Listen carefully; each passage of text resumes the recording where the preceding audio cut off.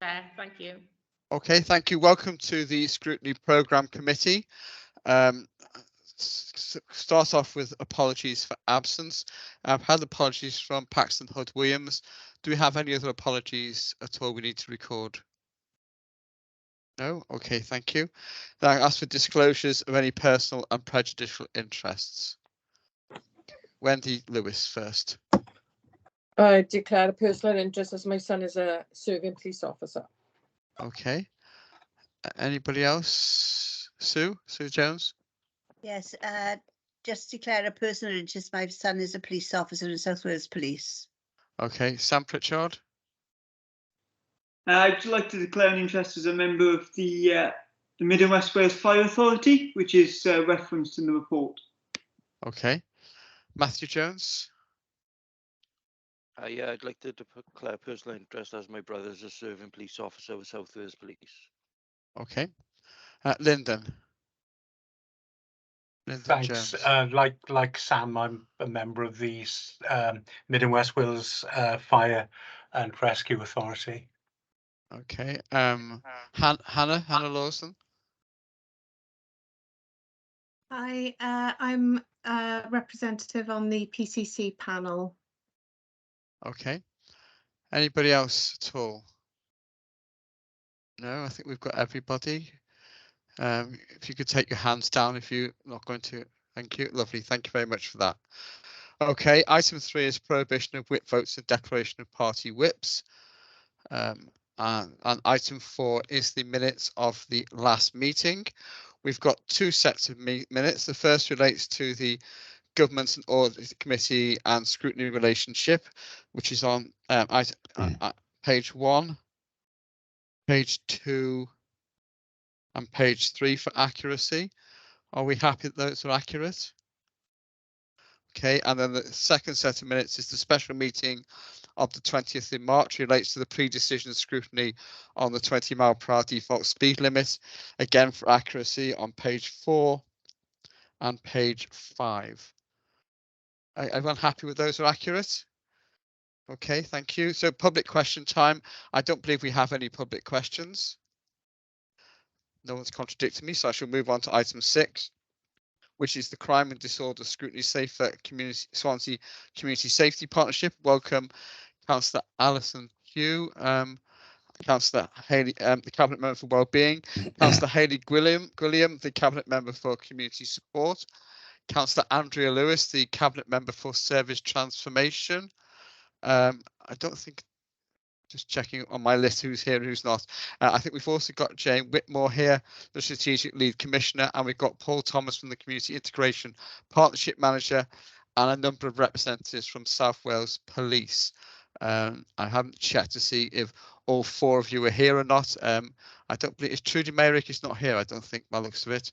So I know we've got James Ratty and Eve Davis. I've seen them, and Superintendent, but not Superintendent Mark Breyer though, just those 2, is it? Just Superintendent Ratty and Superintendent Davis, is that correct? Chair, the Chief Superintendent is present. She's present. Okay, my apologies. Welcome, Trudy, and welcome everybody else. Right, the Scrutiny Programme Committee is the Council's designated Crime and Disorder Scrutiny Committee, and this is the annual meeting to discuss the performance of the Safer Swansea Community Safety Partnership with Council and Police leads. And you've got some very detailed reports there, setting out the work of that body and a number of other issues as well. Does anybody want to just briefly introduce those reports at all? Yes, me, please, Chair. Okay, please go ahead, Alison. Okay, thank you. Over the past 3 years and challenges presented through the pandemic, the Safer Swansea Partnership has worked hard together to make Swansea a safer place to live, work and visit. The Safer Swansea Partnership annual report highlights how local agencies and partners have worked really well together to make Swansea safer and reduce the fear of crime during 2022.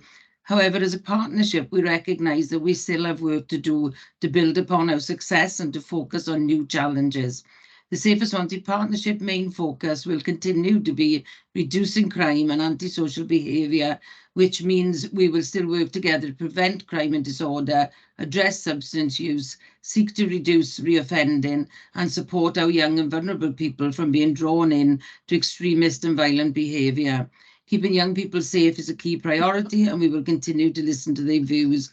We will work together to support victims of crime whilst also identifying perpetrators who wish to harm our communities. We remain committed to tackling hate crime in all its forms, and will continue to ensure Swansea is a place that stands against intolerance, hatred and extremism. Many of the crime and disorder issues Safer Swansea will seek to address have underlying contributing factors, often linked to vulnerability and exploitation. By protecting those identified as vulnerable, we aim to reduce the risk of harm and prevent victimisation or repeat victimisation. I'm very pleased to introduce the draft Safer Swansea Community Safety Priorities for 2023 to 2026, which sets out the 6 key priorities, our strategic aims and intentions, and the outcomes we want to achieve. These priorities acknowledge that the nature of crime is changing. It sets out our approach to address hidden harm, crimes such as domestic violence, child sexual exploitation, and serious organised crime and serious violence. We are currently working on individual action plans for each of the priorities, and progress will be monitored on a quarterly basis by the steering group. We hope that by delivering on our aims and strategic intentions for each priority, we will be able to improve public confidence and trust in local policing and community safety partners to make Swansea safer. Thank you.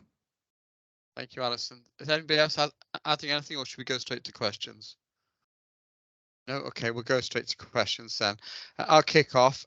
We've previously understood that there's been a joint chairing arrangement between the council and the police of a Safer Swansea Partnership steering group, which provides leadership and management of the partnership, taking key decisions and monitoring performance against priorities, as well as reporting to the Public Services Board. Can you clarify where that arrangement continues, and if so, who's acting in that leadership role? Yeah, so that would be myself, Eve Davis. Hi. Hello, good afternoon, everyone. So, oh, Jane, I saw your hand up. I didn't know if you wanted to come in primarily. No, go on, Eve, you go first, that's fine. Yeah, it was just to say that it would be myself, obviously as co-chair, Eve Davis, and in my absence at this time it would be Declan Carhill who will be representing South Wales Police, but that's unlikely to be a requirement infrequently, if at all, because obviously it's a joint chair. So I'm hoping that obviously with Jane and myself we can, you know, one or the other will be available to chair, and obviously we're going to be having a pre-meet prior to the official board, so shouldn't be any issues there, Jane. Okay, do you want to add anything, Jane?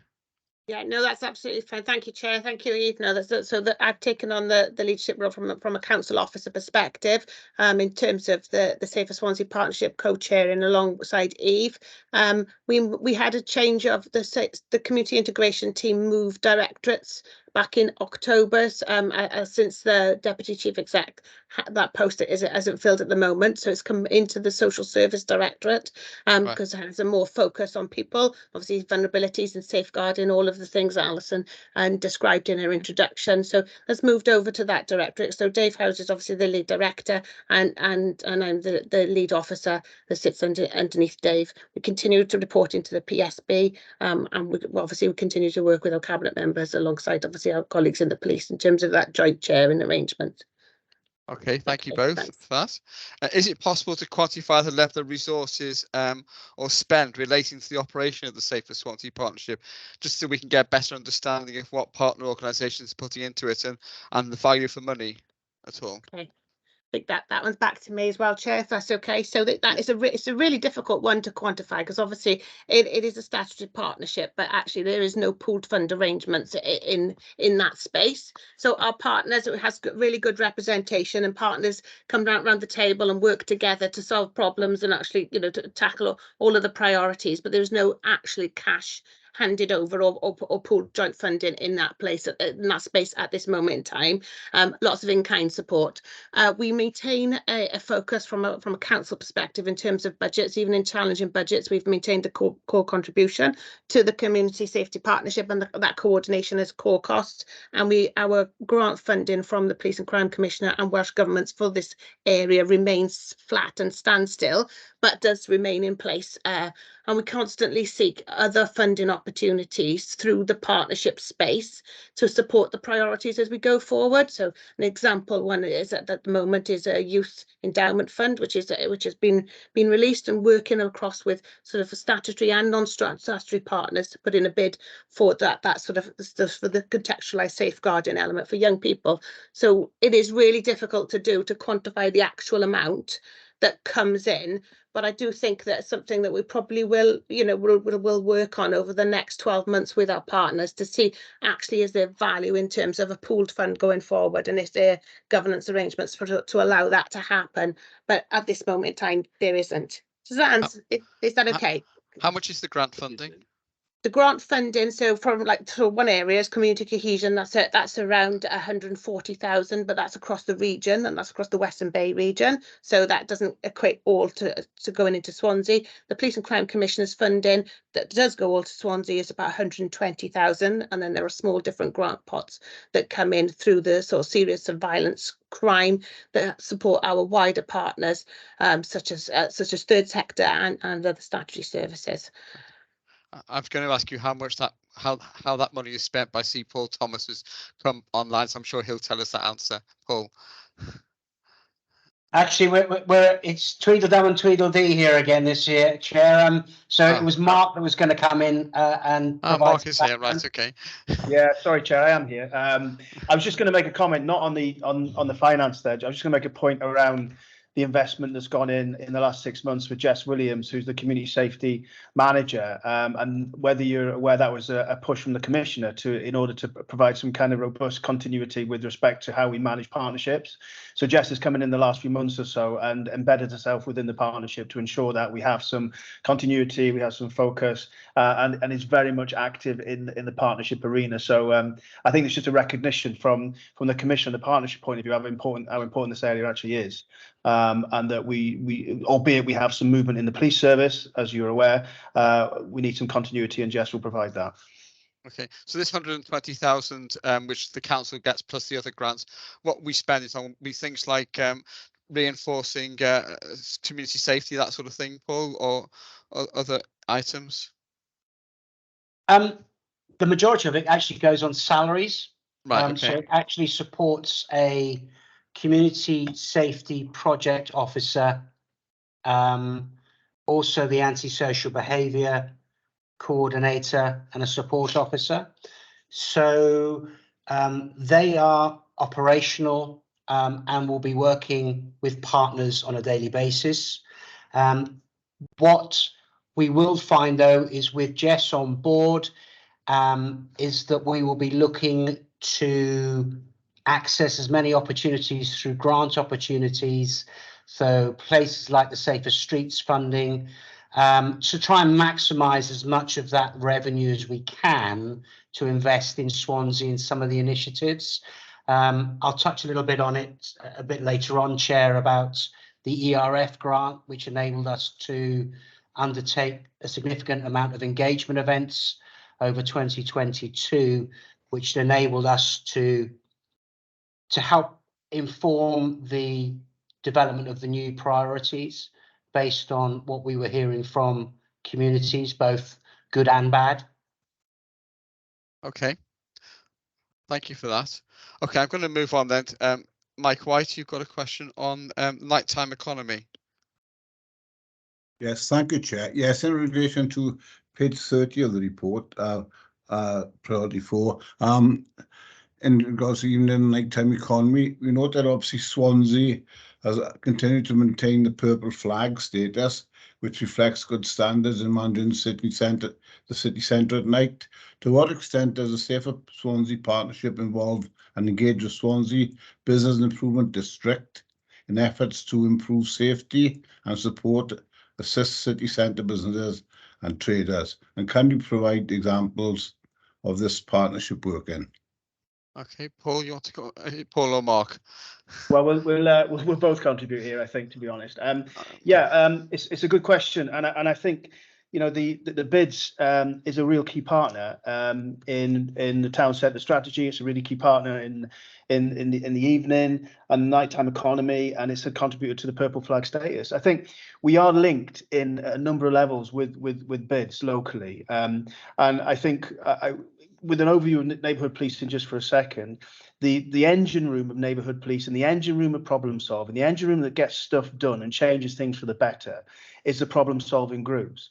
And the bids in the BCRP are active and invited to them groups to contribute in a number of areas where we can rely on particularly retail businesses to contribute around the businesses that they operate and support them, to make sure we're linked in with the information that they've got and the intelligence that they've got to ensure that we have a corporate and holistic response to community safety, particularly in the retail and nighttime economy. So we are linked in at that level. The challenge we've had recently is around the structure of the Community Safety Board itself, and the Community Safety Board is a holistic board that looks after everything to do with Swansea, and it's not just purely on the city centre. So they are a body that will be invited by exception to that board to provide updates or to assist us in problem solving should we need blockers taken away in problem solving or whatever it may be, but they'll be form part of the partnership in the whole. So I think they're a valuable resource. They've been involved previously. They're involved with Upwinter, which is retail matters, and even in the nighttime economy, there's a separate group that sits, which is chaired by the town city manager, which until very recently I co-chaired. And one of the key partners in that group is the BCRP and the bids involvement. So to be honest with you, the function and the contribution that they have is invaluable, and we welcome that. And we just got to work through a few more challenges, I suppose, in the future, and how we can better use each other and going forward. Paul, do you want to help? Yeah, just also, and I haven't got the link to hand here, but I'm more than happy, Chair, to share it with you. But we recently, the community safety team did a sort of 10-minute promotional film about all of the partners that are working to ensure that people who come and enjoy, particularly Wine Street, but the evening and nighttime economy, are safe. And it is very, very good, and it highlights actually that the partnership and the strength of the partnership in supporting each other. Obviously, with BID and the relationship with Lisa Wells and the city centre manager and the city rangers, we are part of the meetings that they hold with regard to supporting the public space protection order and the links there to the ASB, but more importantly, the Street Vulnerability Marathon that I chair, which is about ensuring that we support our most vulnerable.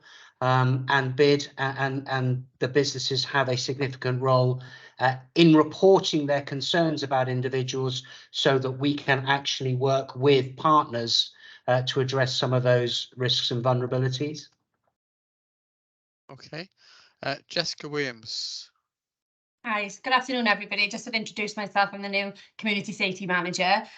Just to add to what Paul and Mark have said, we are also working with the Commissioner's Office, Safe Swansea Partnership, the BCRP and BID to develop the new Safe Spaces, Safe Places initiative. So we're going to start fresh with that and work directly with the businesses on what their wants and needs are around safe places and how to create and make Swansea a safer place for vulnerable people in the nighttime economy. And we've also rolled out with the Commissioner's Office and the partnership some new vulnerability training for nighttime economy staff to identify vulnerable people in that arena and to make them safe, signpost, etc. So there's lots of good work that has gone on and is developing as well. Okay, thank you. Mike, are you happy with that? You got any follow-up questions? Yes, as I say, but have you got any sort of examples that sort of stands out that you think is good, is really going well? Well, I think the help point is a very, very good example of a multi-agency approach to making sure that people are safe when out and about. It's well supported. St John's Ambulance, colleagues from South Wales Police. We have student volunteers that will also be part of that partnership approach. And I think that that obviously lends itself to how we have maintained the purple flag status going forward. I know there's also a lot of involvement now with Lisa Wells, the City Centre Manager, and our emergency planning to obviously design out threat and risk. And that is progressing well. And I just think, as I said, that the recent video that was produced showcasing the businesses and the partners working in partnership to make the place safe. And as I say, Chair, that I'll make sure that we share the link so that members of the Scrutiny Committee can look at the leisure. Okay, I've got Superintendent Ratty next. Well, you've promoted me. Thank you very much. I'm a chief inspector, but I'll take superintendent any day of the week. Yes, No, don't apologise. My briefing note has you down as superintendent. So I know I did notice, and I wasn't going to say anything. But I just wanted to add, in a previous role, I used to co-chair the nighttime economy meetings with Lisa Wells. Yeah. That evolved into effectively a daytime economy meeting as well. Swansea Bid were front and central in those meetings, and they run every month. But throughout COVID, they were sometimes every week, every 2 weeks, because things were changing so quickly. Legislation was changing. The perception of that legislation was different depending on which licensed premises you spoke to or which patron you spoke to.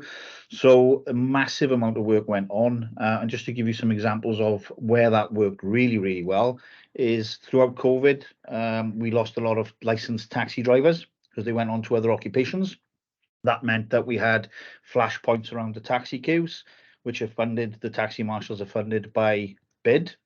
So as a result of that, we got more taxi marshals working, we extended their hours, all to make it a safer environment and to prevent those flashpoints. So that's a primary example of it. And I know that dialogue is still ongoing, and we've got that relationship, and it can change very, very quickly. If we need to adapt to something, then we can. Okay, I'm going to give up on trying to use ranks now. So, Eve Davis. Yeah, good afternoon, everyone. It was just to give a quick example. Within the last 2 months, I know there was a report of a serious sexual offence in the city centre during the hours of nighttime economy. Due to the excellent partnership working with the pastors, the marshals, the door staff on the premises and policing, within an hour, the suspect was identified and arrested utilising CCTV within the city. So, you know, in terms of a specific incident that highlights the excellent work there, I think that tells a real story for Councillor White. Lovely, thank you for that. Okay, Mike. Yes, so at least we could see that things, you know, everybody's pulling it together and working together. It's the main thing, really, isn't it, of partnership working. Thank you, Chair. It's very encouraging. Right, Councillor Chris Holly. Thank you, Chair. I wondered if somebody could tell us what's happening about the off-road bikes. A lot of us in the urban area, a lot of councillors in the urban area are absolutely plagued. In our area, we've got Pennant Slopes, we've got the parks, and I know that in other areas there's parks as well being destroyed by these bikes. And I'm wondering, I know South Wales Police have now brought in their own unit. I understand that it's very difficult for you to chase anyone these days, but you have drones, you can follow people. It's just got to the stage in some part at some times, and of course with the weather breaking now, it's going to get worse. So I was wondering, what's the plan going forward? Any volunteers? Thank you, Chair. Yeah, I can take that, Councillor. Just give you some context to where we are as a force, really, on tackling off-road bikes. It's not just here, it's not just within the wards locally, it's force-wide, it's also seasonal. And 6 months ago, I set up a strategic off-road vehicle group for the whole of South Wales Police. And what the aim of that group was to tie up all the BCUs and the local authorities, the 7 local authorities, in a joint approach to how we tackle off-road bike misuse, and from the point of view of tactics that we can use together to make sure that we put every effort around this particular challenge. And what that did, and it's still, obviously it's still ongoing, but there's some reassurance there for you that the force in itself sees this as a real critical area of ASB and a real critical area of quality of life issues that you did spell out there. But there was 4 areas of work that we pushed both regionally and locally, and they're as follows. One is enforcement, which you've mentioned around the provision of the off-road bike team. They're only a small team though, and that's really something to understand. That's just, and they're more around prevention than actual enforcement, but they do exist and they will be deployed throughout the force area. That's the first area. The second area was around joint messaging and education between all the partnerships that are involved regarding Natural Resource Wales and even the private sector.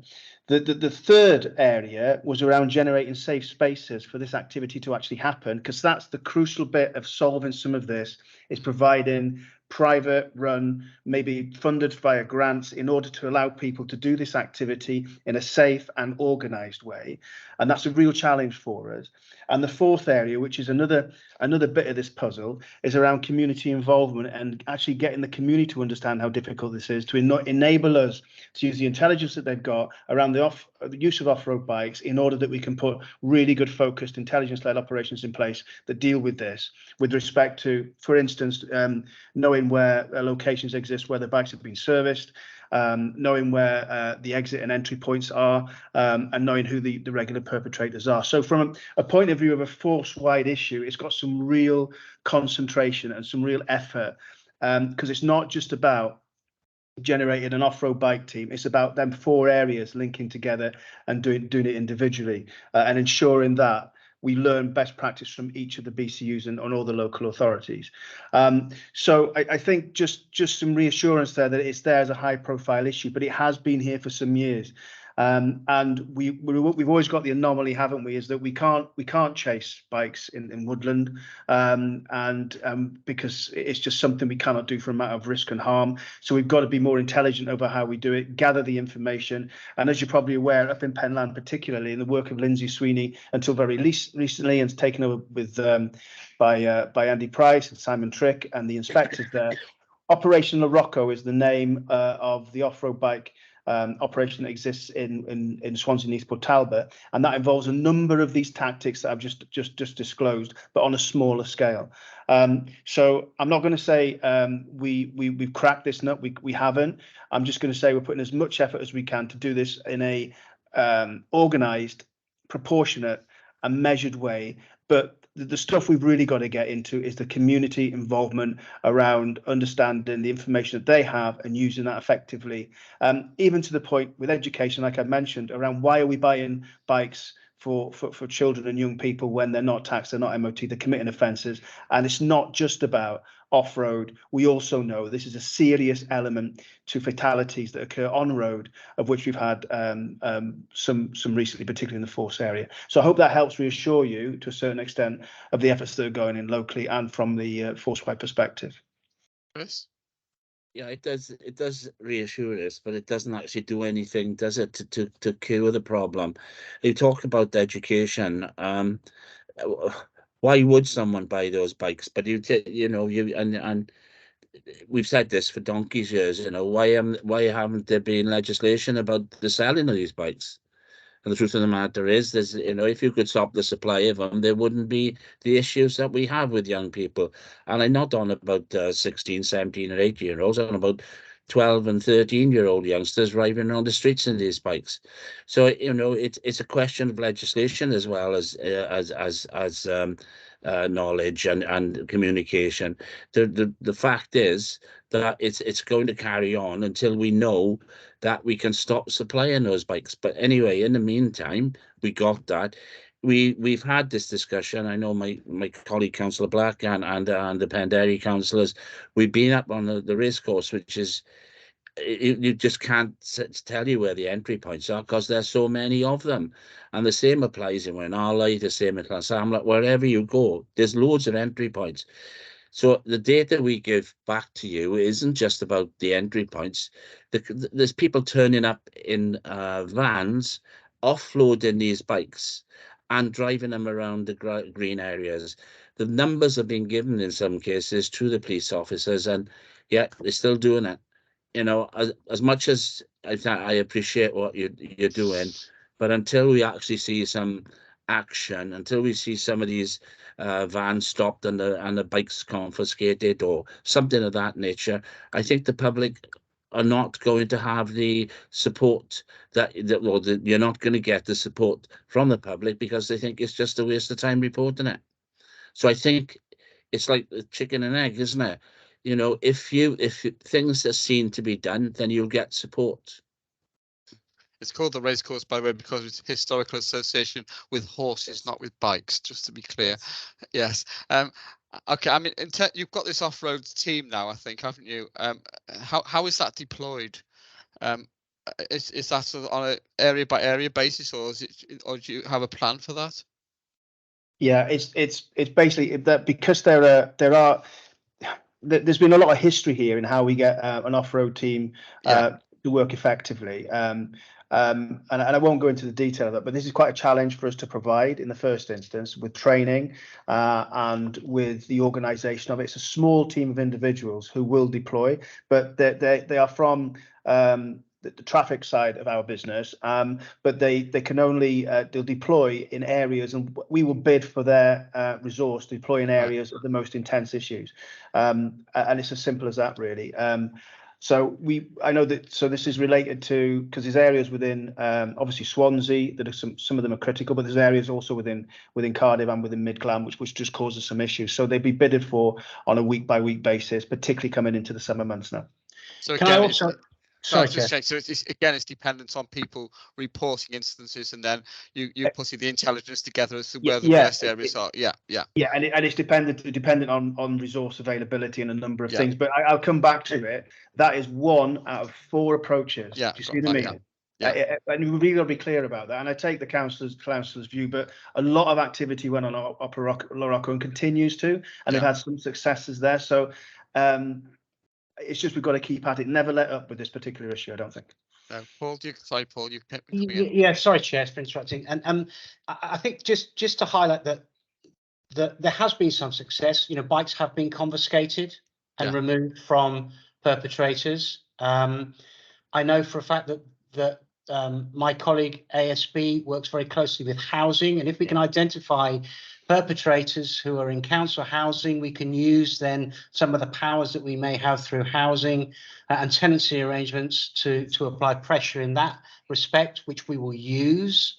But it is a difficult situation, as various people have said here. You know, we can't put fences around open space areas. The police cannot be seen to be chasing them through built-up areas. But we need to rely on the community, and also there is a responsibility of those that are buying these bikes for young people. We have identified a regulated space about 10 miles outside of Swansea, where I know colleagues have visited, and they are very keen to provide days that provide the education around the use of bikes, the mechanics of bikes, and we will see how that goes. But again, there's additional cost associated with that. But there is a willingness from the operator there, and it's something that we are looking to take forward.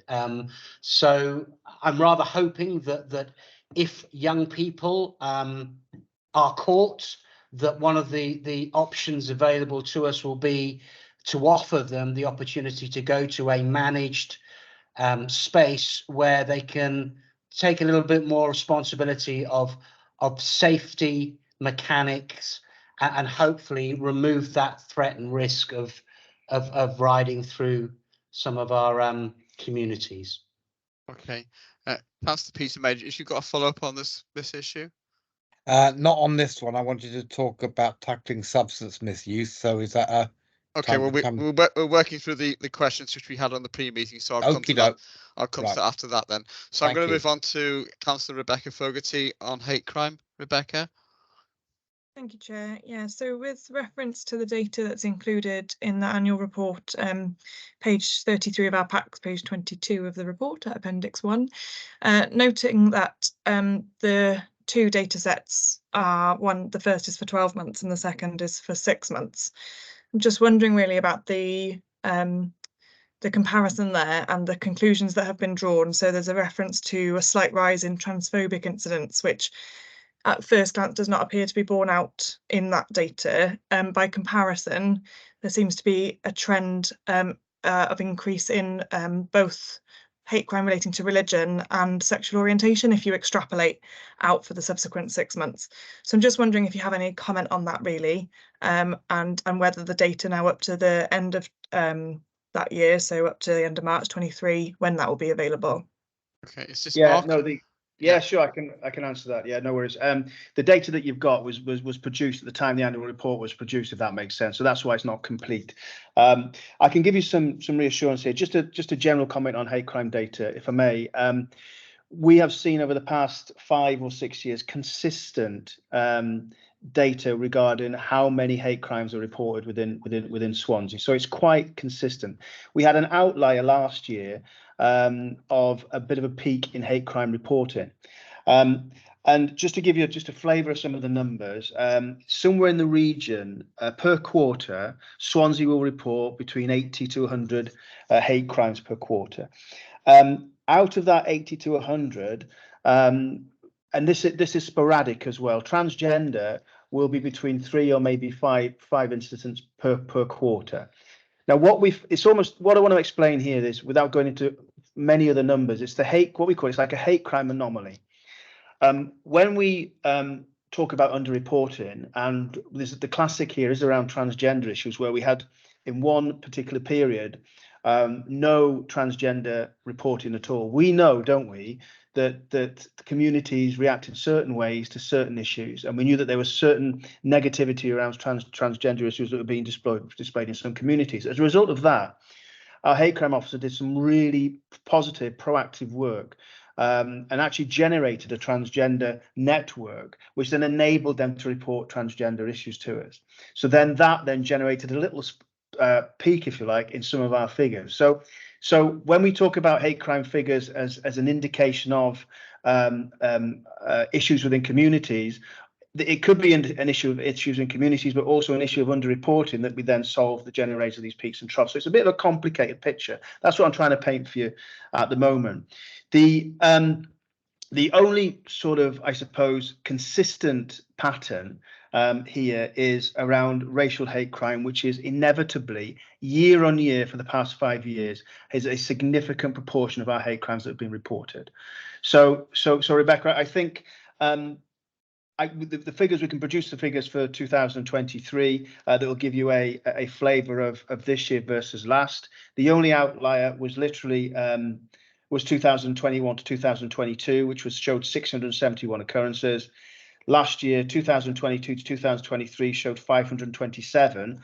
All the previous years before 2021 were around the 500 mark. So I'm pretty confident that we've got a consistent picture within Swansea around what's happening.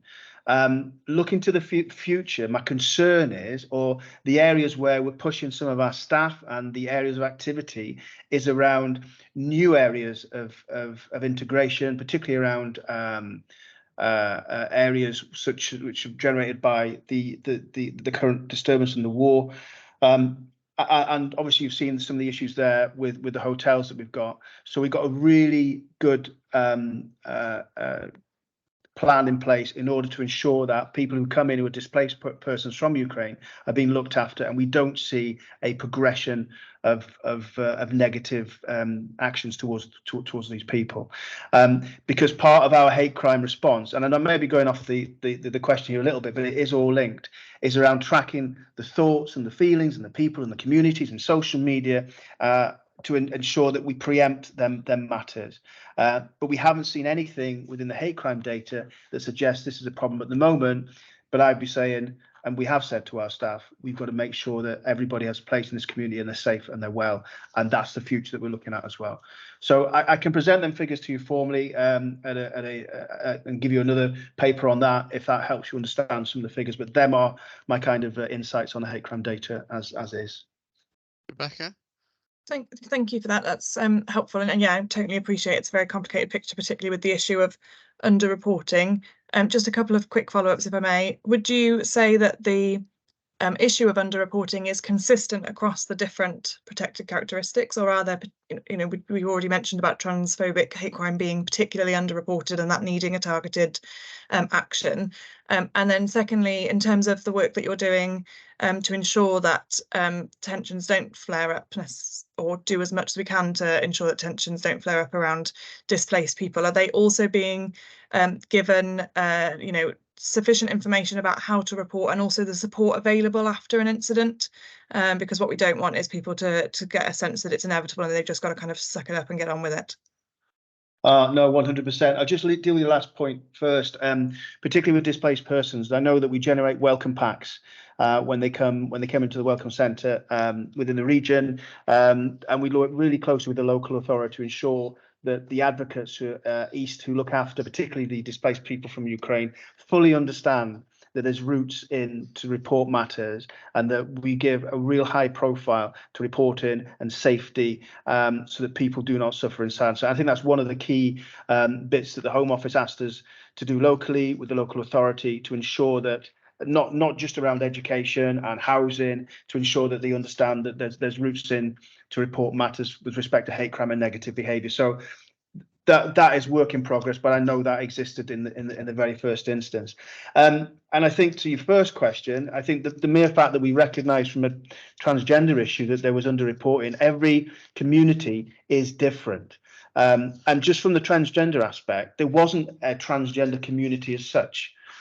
So there wasn't a place to go to meet people in that community. It was sporadic. It was kind of people living in their own kind of areas in their own worlds, and we brought them together as a network in order that we can reassure them. So there's work to do there. So I think every characteristic, whether it be disability or indeed your sexual orientation, will have its challenges with reporting, and it depends also what's profile within national media, what's of a profile at a certain point, will they'll impact on that reporting for that community. So yeah, it is a really complicated picture, but I think our partners, the cohesion officers, our hate crime officers and our neighbourhood policing teams fully understand the mosaic data they have, fully understand the people that living in their areas, and we're doing our very, very best to ensure that reporting comes in, and it's preempted as well. And I think when I say preempted, I know that there's a drive, isn't there? Nationally, you see stuff in the press that gives people views and beliefs which may be charged in a certain area to do with immigration and refugee status. We need to work harder, I think, as a partnership, if I'm honest, and we're all partners, to preempt some of that stuff before it actually becomes an issue for us. And I'm talking about probably messaging and education on the front foot 6 months before it does become maybe an issue. Can I just come in there as well, Chair Rebecca? That a couple of my team members have also had and have been allowed access to some of the social media platforms that some of our right-wing groups, particularly Patriotic Alternative, use and propagate their language, and they use that information then to work with the police and those affected communities to obviously prevent tensions rising. And a case in point is that we already know that Patriotic Alternative are seeking to come to Swansea in early May. We've already seen footage of them at Oystermouth Castle over the weekend. And this is all information that we are getting from places like Telegram and Discord, which obviously I wouldn't recommend people joining or accessing, but we do that to enable us to understand what that looks like within our communities. And the worrying thing with regard to the Oystermouth video that the PA have uploaded is that they've already had over 900 likes with lots of thumbs up and smiling emojis, which clearly shows that they are gaining some level of traction with individuals within our communities. So it's important that we continue to challenge that. We work with victim support very closely, and we continue to do so. And we're also looking to re-establish a group that was set up, admittedly through COVID, which was looking at how we address some of the perpetrators of hate crime, and in particular those that are repeat perpetrators. And that's work ongoing. Okay. Okay, Rebecca, do you want to move on to your next question on community cohesion, if you're happy with those answers? Yeah, thank you. And I think this next question actually probably follows on quite nicely from that discussion. So thinking kind of a bit further back, if you like, in terms of prevention, I'm wondering whether the partnership has got any particular examples of work to bring different elements of communities together in the name of fostering community cohesion and particularly building kind of social bridges between different parts of a community that wouldn't necessarily meet or have chance to interact. Do you have any examples of where that has been successful? I've got lots of examples, and I'm more than happy to take that offline with you, Rebecca. But if I could just give you some broad points as to how we approach the community cohesion. It's funded by Welsh Government. There is a strategic framework which has key themes within it. We have a regional coordinator for Western Bay, so Bridgend, Neath Port Talbot and Swansea. We're fortunate that she's part of my team, but has oversight over those three regions. We currently have 2 community cohesion officers, one based in my team, one in Neath Port Talbot, and the post is vacant in Bridgend. So there's a lot of useful best practice exchange from the different regions. Different projects are run in different regions. The strategic framework has 5 key themes, of which the team reports on a quarterly basis. The first theme is engagement and awareness raising. The second one is training and capability building, and that's about what that looks like within communities. Tension monitoring and mitigation, which we've touched on a bit previously. Inclusive policy and decision making, and then the prevention of hate, exploitation and extremism. Some examples. We have seen over a number of years an increase in stickering and graffiti, which has extreme language. And we will continue to remove the graffiti, but we need to think a bit differently about how we map and how we then look at that early intervention prevention. So working with Swansea University, we're in the process of developing an app and launching it within Bridgend, which will be used by frontline services. And what this will enable us to do in real time, will be able to photograph and upload graffiti stickering onto this app, where it can then be mapped, so that we will identify, similar to a process with ASB, we will then be able to identify hotspot areas. So if there is an increased number of leafleting and stickering in a particular area, we can look at and try and then interrogate and understand why that is happening. And that may be because there are an increase in a number of people through resettlement programs that are having an adverse effect on the community, or perceived adverse effect on the community. But it enables us then in real time to be able to track that, which I think is a huge step forward in us being able to then tackle some of those deep-rooted issues that we do have still here in Swansea with regard to people coming into our communities. There are a number of faith groups that have been set up across the region and here in Swansea, and that is bringing together people from different faith backgrounds and cultures to exchange their views and their lived experiences here in Swansea, and that is for the good lived experiences, where they have felt that they are part of the community, they've integrated and they have access to services.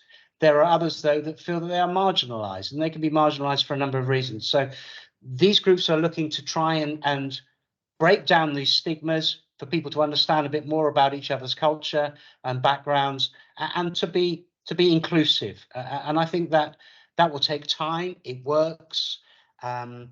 We have areas where it is not so strong, and those are the areas where that we will continue to work with the broader partnerships. I think there's a number of other groups and work that's ongoing with regards to the LGBT community, and trying to break down some of the barriers there, with people feeling they're not included as part of the broader, wider society and some of the activities that are available. So those groups are taking shape and are becoming more popular, and the attendance is better. We launched a small grant fund, working with colleagues from the Tackling Poverty team and Swansea voluntary sector to offer grants of up to £1,500 for groups that have cohesion objectives as part of their terms of reference. And we were fortunate to award, I believe, 9 grants to the tune of just over £10,000, and reports will be coming back with regard to how that money has helped those groups in broadening their engagement within their communities. The Swansea Positive Messages project that happened last year, about challenging some of the extreme language and narrative, has been adopted by Bridgend, and has been incredibly well received by the community. They've produced two community murals. Thankfully, they have not been disfaced or other graffiti added to it. And these were done by members of the community, particularly young people, in challenging some of the language used against some of those protected characteristics. But I'm more than happy, Rebecca, to share with you, the reports that we provide on a quarterly basis, which summarises the broader and wider partnership work around community cohesion. Okay. I've got a follow-up comment, Chair, but I don't know whether you wanted to take the other hands first. No, carry on. Well, it was just to say, I mean, the example of the faith groups that you gave there is exactly the sort of thing I was thinking of, where it's people coming together who have, totally different views of the world, frankly, and don't necessarily know anything about the other group. What I didn't see was visibility of that work in the annual report, but I think it's a really essential piece of work that sometimes can feel quite resource intensive and like pushing a boulder up a hill, but it is it has been proven to work both at a community level in terms of strengthening communities, and then also at the individual level, with a stronger community being a a determinant of your health and well-being and all of that. So I think the answer was great, but I would want to see that in the annual report. Okay. Yeah, okay. I mean, as you can appreciate, I mean, the annual report could become something like War and Peace with regard to its length, and that's maybe remiss of me not to include it, but to reassure you that work is ongoing, and it is being reported back to Welsh Government as part of that strategic framework, and I'm more than happy to pick that up with you, Rebecca, with the team, and if you feel that you can become involved and help promote and support, I'll be more, and that's really to everyone. I'm a very small team with only a few people, but with the support from particularly councillors, ward members, the outreach will be far greater, and we found that with the community engagement events that we were fortunate to be able to deliver last year, involving local area coordinators, and the infographics then that were produced that were sent back then out to ward members, just to show and reflect on the good and not so good that we have in our communities, and to act upon it, promote the good and deal with the not so good. I'm sure it's more readable than War and Peace if anyone's tried to read it. Alison, did you want to come in? Yeah, I was only going to touch on, really, I was going to talk on what Paul said about the breaking down the barriers. You know, that was an excellent project with school children, based on the roomless cities and the fact that we're an integrated city. So there was our engagement officer in Paul's team done a huge amount of work there in challenging, you know, the beliefs and the myths and you know, and everything. And like Paul said, we then have got the graphics done that you see around the city from it, but also from the interfaith side of things. You know, we've done so much work there that you know, the Welsh government base their work now. The role the RIAS is doing is very much based on the good practice that came from Swansea, and I think throughout COVID that really came into play. We worked really closely with all, you know, minority communities. The mosque came on board absolutely superbly. In fact, I'm there tomorrow night with them, or Thursday night having supper, and everything. They've got a really good relationship, and we've been able to tackle domestic violence there as well. We've been able to address issues which are very sensitive issues, you know, about the treatment of women and everything. So yeah, okay, it's not in the report, you know, and maybe that's something for next year we can look at, but it certainly is happening, and this work does all feed back into Safer Swansea and up, and it has got his pathway. So Okay, Victoria, did you have a follow-up on this issue? Just a really quick question, because I love that we're all talking about all the things that everybody's done in Swansea, you know, about hate crime and extremism. And what I was thinking of when you're talking about being prepared is I was quite shocked to see that Katie Hopkins is due in Swansea at the beginning of May. And for me, I find that very concerning. And obviously it's something that's on your radar. But I mean, you know, it is those future events that we have to tackle, because we don't know what people that brings into Swansea. Because, you know, we've seen previously some people who are extremists will come across the country to support these extreme views. And yet I don't want to, you know, be somebody who's standing outside protesting, causing a problem. However, I don't condone her being in Swansea, and I don't condone, I'm sure as a councillor we don't, that people are going to travel across the country to come and support her in our lovely little city where we're doing all this hard work. I'd just be really interested to know what, you know, you guys have got planned, I think is what I'd like to know. Are you planning to arrest her? Yeah, I mean, thank you, Councillor. Yeah, we are cited on that, and we're well aware of Katie Hopkins and the language she uses. I suppose the one reassuring point to make here is that their numbers are small, and the counter demonstrations are probably 5 to 1 in those that actually don't want them here. So that in itself, I think, reflects well on us as a city, because I think we live in a good city. We have good communities, and we don't want and won't accept or tolerate some of the language the likes of Tommy Robinson and Katie Hopkins put out there.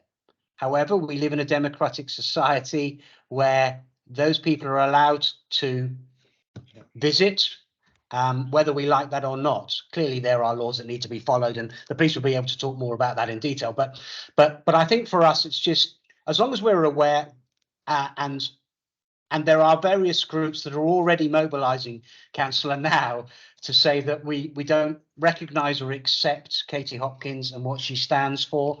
And I think you'll find that there is similar with regard to Patriotic Alternative, who are here, that are, I think, going to come on the 7th of May.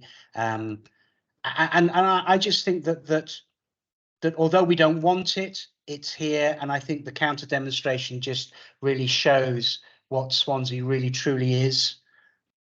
Yeah, and just from my perspective, Victoria, just to let you know, because we've been here before with a number of groups, and particularly you may have, I think back to through COVID and even post-COVID, with a prevalent a group that was getting lots of traction on social media.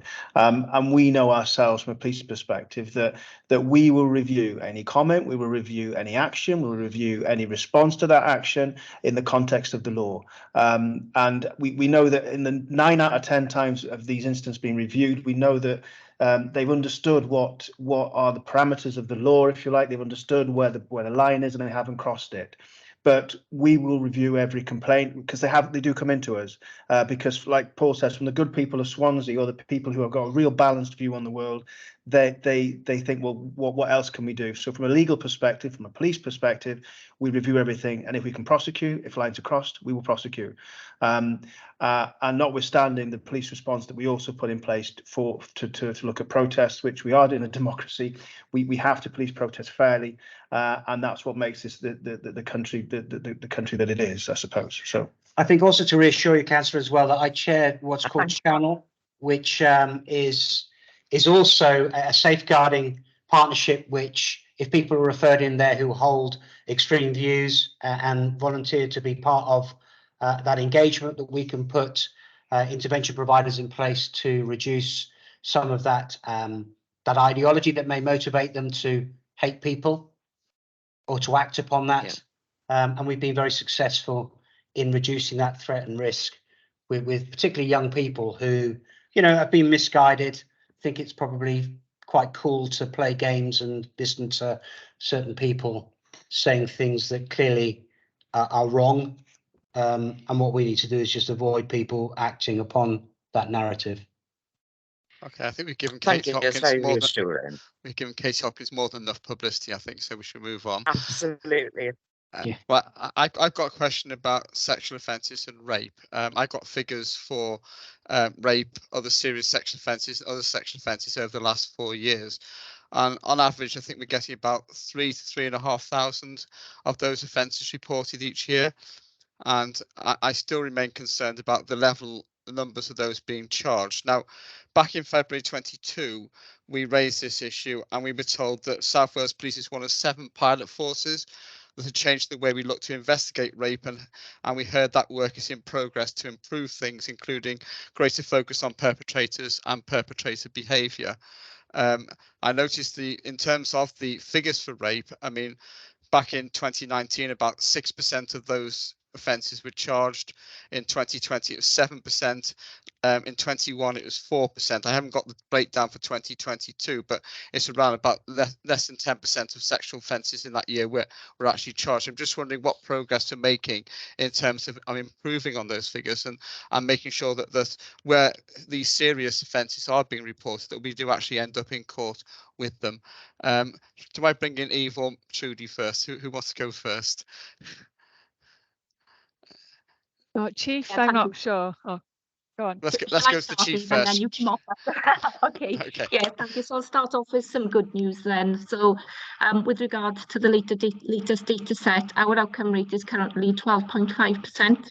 Right. So as a BCU, we are leading the force nationally as a force. We're 3rd for positive outcomes. So there's been a real focus on rape and sexual offences. As you're aware, Chair, and alluded to, in 2021, the end of Observatory was introduced into South Wales Police and into Swansea Neath Port Talbot as a BCU, which is a whole system transformational approach to deal with rape and sexual offences, and really focusing on that suspect-focused investigation, victim experience, safeguarding, and really providing that high level of service. So as I said, as a result of the additional staff and officers that have been brought into the rape investigation team, it's allowed us to increase our capability and capacity to deal with rape and serious sexual offences. Here in Swansea, we are leading on the perpetrator disruption pillar of Observatoria. So where we have victims who are not necessarily ready to engage, we always look at different ways to disrupt offenders, and that's through working with different teams, working with our masterful teams for the management of sexual offenders and violent offenders, our integrated offender manager. We look at bringing in orders, civil orders, potentially dangerous persons referrals. Within the city centre, we've introduced Operation Fern Down. So all our officers are briefed who work in the nighttime economy. They will engage with door staff, they will engage with the taxi drivers, members of public, and the focus is on looking at lone females or females who may be intoxicated, that may be vulnerable in the nighttime economy, making sure that they are safe. Also looking at perpetrator behaviour, so males who may be out in the nighttime economy later in the night, who are looking potentially to pick up vulnerable females. Within the BCU, we have a dedicated victims officer, as well as each rape victim having a dedicated officer in the case to oversee the investigation. And what this does is provides impartiality and gives the victim a continued point of contact. And also then there's a linking with our new pathways, our ISVAs, which is our independent sexual violence advisors, and as well as a linking with our SARC, our Sexual Abuse Resource Centre. With regards to improving our investigation, so I know this is what you were really concerned about, on top of seeing that increased positive outcome, we also hold monthly meetings with the Crown Prosecution Service, and we've got an escalation process via the District Crown Prosecutor.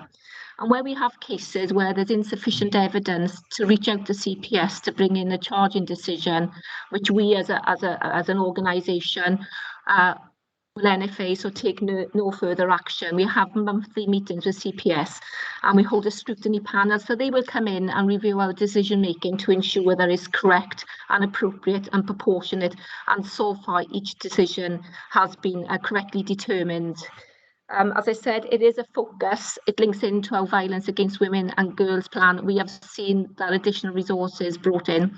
We are focusing on rape and serious sexual offences.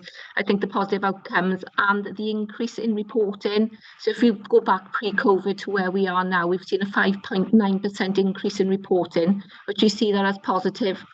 And with the increased outcomes, we're really going to maintain that focus on protecting the most vulnerable out in our communities and protecting our victims and survivors of rape and sexual offences. Eve, I don't know whether I've missed anything, whether anything you wish to mop up on. Yeah, Ma'am, wow, I will follow that just with something brief for the group. It was just to say that, as you've already said, that we are entering year 2 of Opsitaria, where 6 pillars have been identified, and we'll be focusing on now going forward suspect focused investigation, which you've already suggested, targeting and disrupting repeat offenders, victim engagement, and officer staff and learning development and welfare using data and performance and digital forensic. And a lead for each of those is being put in place across the force. And the only other thing that is worthy of note is that we've been asked to run victim surveys for rape and serious sexual offence victims in Swansea, Neath, Port Talbot. So this will look at the victim experience and hopefully be able to influence that, so that in terms of the overall victim experience, we can understand how we can provide a better service with the vision of encouraging more people to come forward. This survey will be linked to academics that can provide professional feedback from these surveys, and that's expected to be received in August of this year. So potentially that's something we can update this group on during the latter part of this year. Okay, thank you for that. I mean, the number of offences which have been recorded are in the thousands, the number of charges are in the hundreds. Is this because of the difficulty in getting a case together in terms of these offences and evidence? Is this a CPS problem, or is this that you just can't get the evidence to actually put together a viable case in all these cases? In terms of one answer, there's, from my opinion, is a number of issues. Right. There's been an uplift in terms of CPS. CPS Wales is one of 5 CPS areas piloting a number of initiatives following recent government cross-examination of rape reviews. And that this includes 24-hour turnaround, early advice, CPS managers to scrutinise police no further action decision on a bi-monthly basis, basis has already been stated, and offering a face-to-face special measures meeting for all rape cases.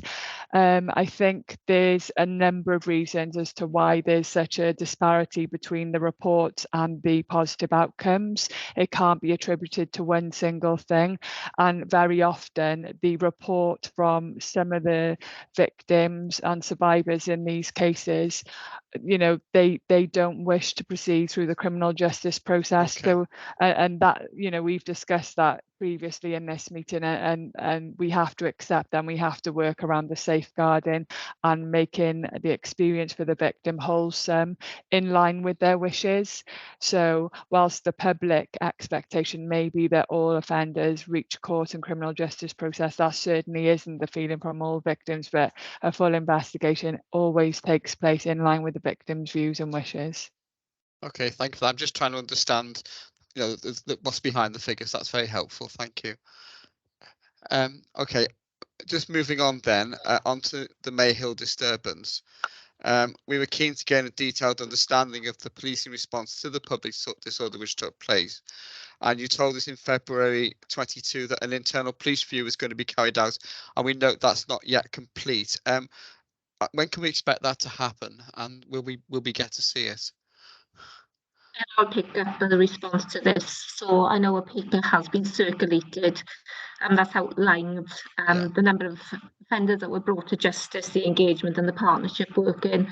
As part of that early review process, you know, we were fully aware that we had to conduct a full independent forensic review with partners. So we engaged College of Policing to work with us, and I have over the past 12 months. We've had a real detailed terms of reference. We've worked together. We've had to overlay all information sets, data sets, intelligence, and the methodology has been robust. The final report has, I say the final report, the draft report has been finalised. It's sitting with the College of Policing. I'm going to meet in with them on Friday, where we'll be looking to sign off that report. Aligned to that is an action plan. A number of actions have already been put into place and overlaid, for example, with Manchester. So if we look at our command training, we knew there was a gap, not just locally, but it's been picked up as a gap nationally. So we're already implementing some of the proposals that we know will come out as part of that action plan. But with regards to timescales, the meeting's on Friday. We should have final sign off of that report, at which point I can take it through our internal governance and then look to ensure that an executive summary and an outlined report is made available to the Safer Swansea Partnership and whoever wishes to have that report within this room. Obviously, we won't be able to release the full report because there is some sensitive information detail within it, but we will ensure that you do get that version with the action plan and recommendations. So that executive summary will be a public document? We make sure it'll go through our legal, so we'll be able to produce you with a final report that will be able to be used in the public domain. That's lovely. Thank you for that. And I should acknowledge, by the way, that we have had prosecutions in this, and the work of the police in basically pulling this all together has been very valuable. So I think we're all grateful to you for the work you did subsequent to that riot to get those prosecutions and to bring those people who cause such havoc for local people to justice. So thank you for that. Okay, Rebecca, do you want to come in on community engagement? Thank you. Yeah, I wanted to ask, throughout all of the documents that have been provided for this session, there does seem to be a thread of sort of co-production and involvement running through all of them, but it reads as a little bit inconsistent, with some bits of it being a reference to co-production, some bits ensuring that the service user voice is heard. And I was just wondering whether you could elaborate a bit more on, and particularly recognising this is a partnership, so each organisation within that partnership will have different mechanisms and approaches to the way that it involves and co-produces with members of our communities, how that co-production and involvement is influencing the way the partnership works and contributing to its success. Okay. Anybody? Jane? I'll start this one, but I know colleagues might want to come in. So Rebecca, you're absolutely right when you read it. There is a there's a difference, and I think that there is a piece of work that we'll need to do over the next 12 months into understanding the wide sense of what do we mean by community involvement and community engagement, and how do we transform that into actually making a difference, so people become part of the solution, so that we work together better with our communities. You see different people's understanding of community of engagement. So you get consultation, you get engagement, you get participation, and then you get co-design and co-production, and people misuse that across that continuum. And actually, when you get to co-production, that's when you're all feeling safe in a space together and you're sharing power and working as equals. But I don't think we're quite there yet, because there is a disparity, all of it. But there is a piece of work that we'd want to do over the next 12 months that we've engaged through this shared prosperity funding. So I know Paul touched on earlier about the ERF funding that was made available for the community engagement officer who sat in Paul's team. But as Paul has said himself, it's a very, very small team, and this is a really big ask to do across all of our partners and across all of our communities in terms of bringing us together.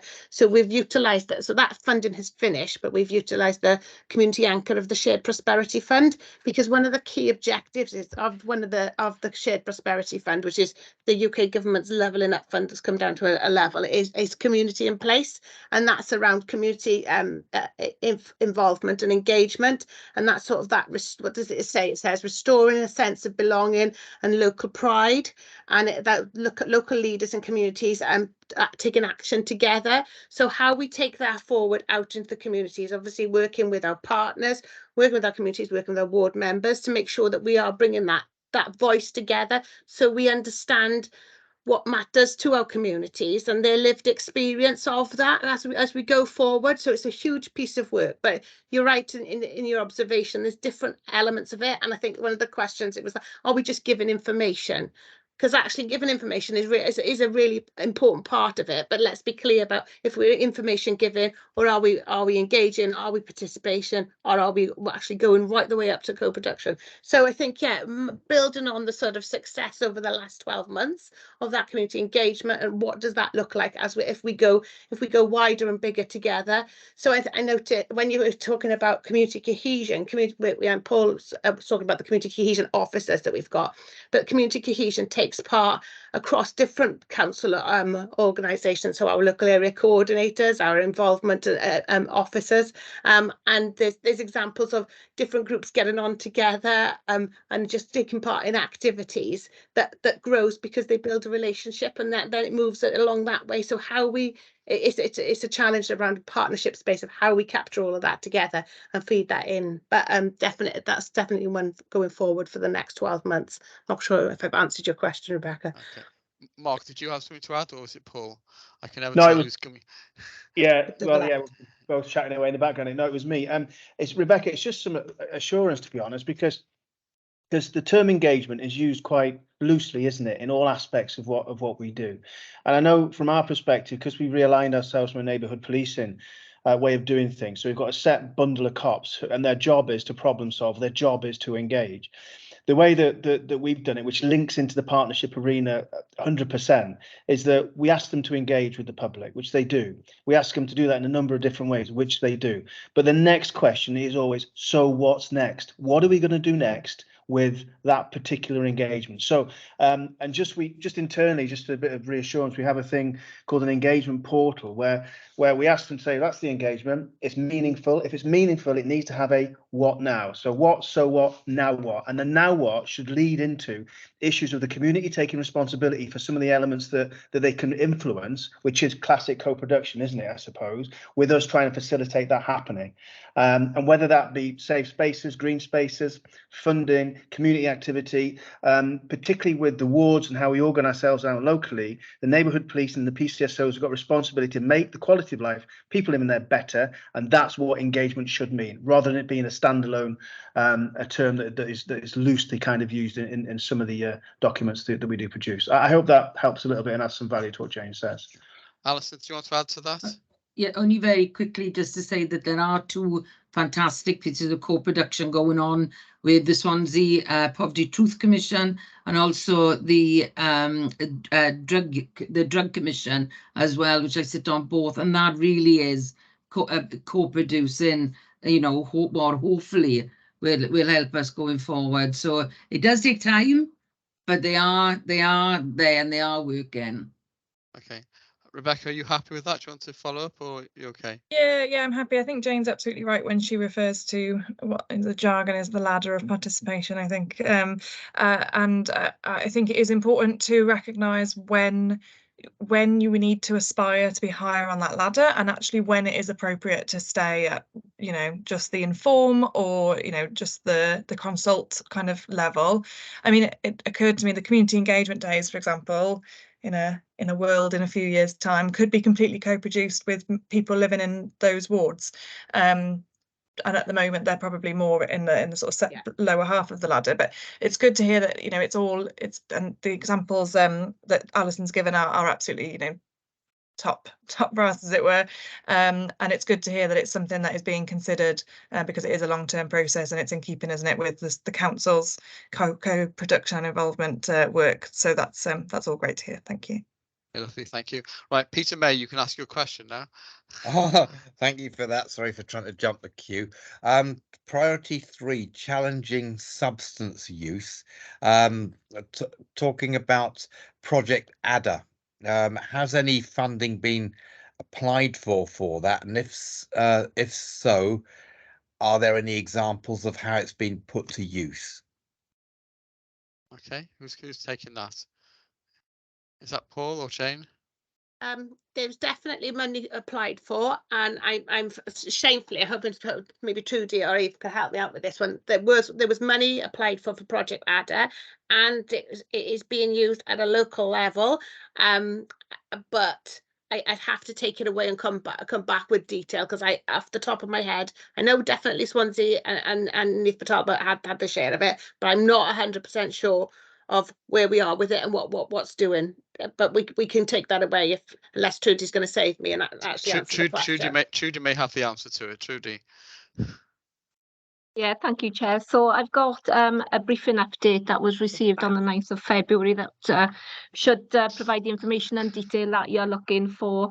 So during year 2 of ADA, we've just come to the end of year 1. We've been in discussion with the Home Office colleagues where we received an additional £700,000. Using that additional funding to support several developments, including specialist equipment to support enforcement colleagues, specialist stimulation services. So there's a 12-month pilot ongoing in respect to that. Enhanced outreach provision, which is really important. The next area was the trauma-informed practitioner to support the rapid access prescribing service, and then resources to support server user involvement. So that was the aims and objectives of year 2, and we're currently coming to the end of that. With regards to year 3, so this is 23-24, the plan has gone into the Home Office, and we're currently waiting approval, and it may well have been approved in the last couple of weeks. I've been on a period of annual leave. Unfortunately, I haven't had the opportunity to catch up, but we've applied for £650,000 of additional ADA funding. Now, when I went off prior to leave, they were quite confident that we were going to achieve that. Also, the Home Office are exploring running an academic study in relation to the stigma faced by those with substance use issues, and are seeking interest from ADA sites to contribute to this work. So there's a lot of work ongoing. So that's where we currently are. There is a plan in place for that £650,000 once that's been received, and we're able to provide that further update once that has come through. So it's all looking really positive. As I said, when we started the work with Project Adder, it was a 4 to 5 month project and programme of work. So as we go into year 3, hopefully that money will come through, and then we'll be making a further bid then for the final year.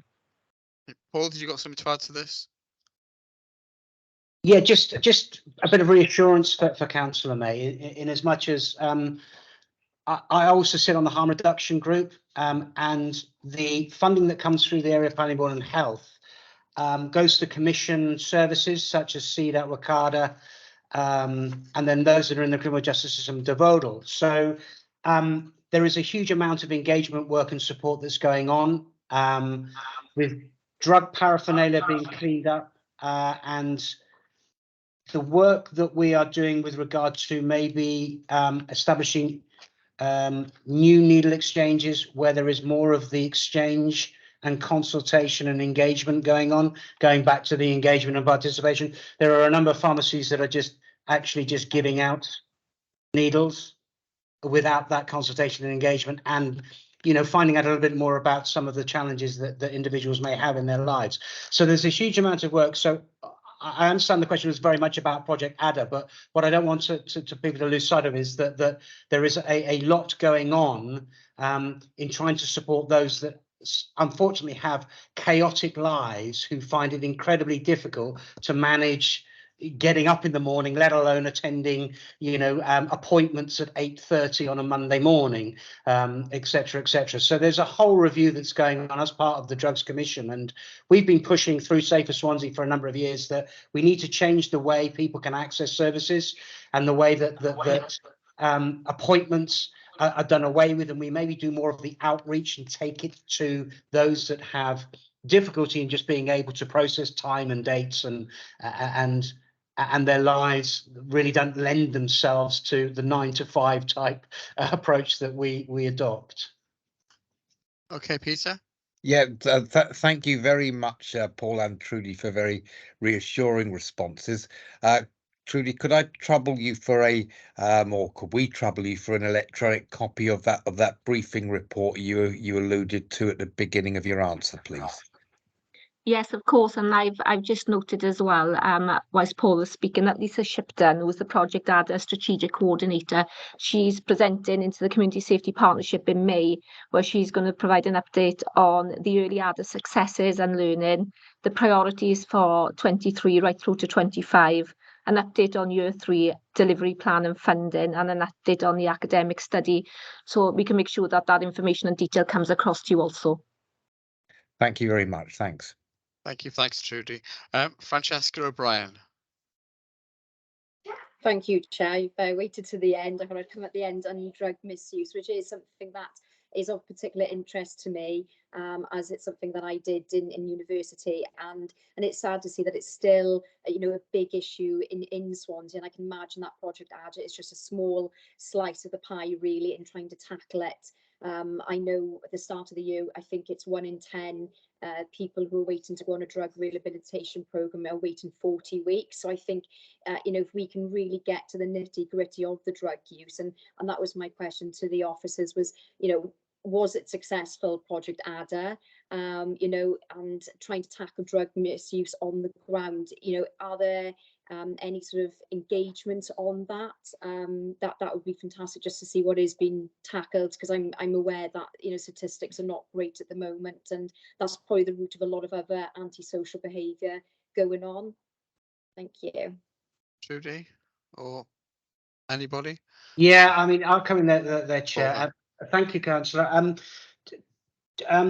I chair what's called the Street Vulnerability MARAC, and I'm more than happy to sort of take offline with you and talk to you a little bit more about that. But that is a multi-agency partnership group that looks to support some of our most vulnerable people on the street, and those that are there for a whole host of reasons, that struggle to access services, choose not to access services but maybe the individuals that are providing the support, they don't get on. There are a whole host of concerns there. So that partnership, I think currently is managing something like 15 or 16 individual cases there, who have complex needs and have enormous challenges.